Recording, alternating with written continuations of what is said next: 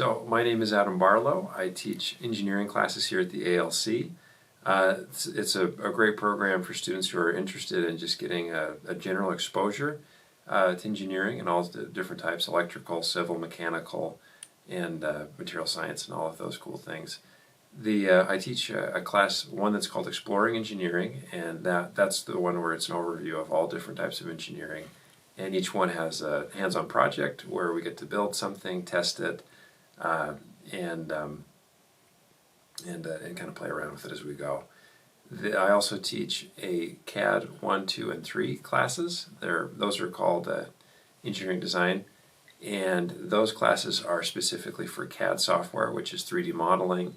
It does involve a lot of 3D printing, laser engraving, and more projects that we get to build and design things. One of my favorites that we get to do is we 3D model and 3D print our own Pioneer Derby cars, and we have our big Derby in the spring. You do have opportunities for extra certification opportunities through Autodesk, some through SolidWorks.